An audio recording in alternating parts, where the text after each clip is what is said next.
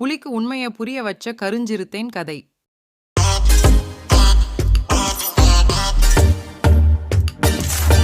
இவா குட்டி Subscribe.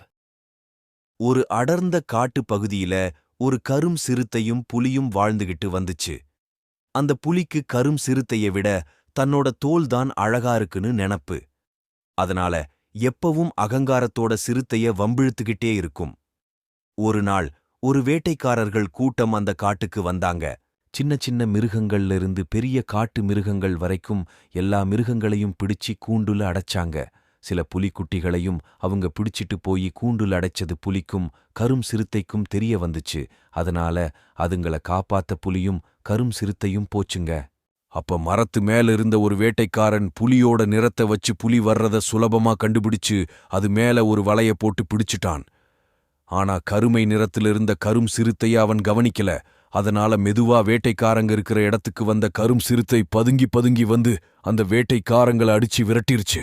இத்தனை நாள் தன்னோட தோல் அழகுதான் முக்கியம்னு நினைச்சிட்டு இருந்த புலி சிறுத்தையோட கரும் தோல்தான் பதுங்கியிருந்து வேட்டைக்காரங்க கிட்ட இருந்து தன்னை காப்பாத்துச்சுங்கிற உண்மையா புரிஞ்சுகிட்டு திருந்திடுச்சு புலி.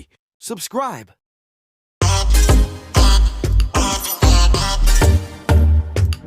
இவா குட்டி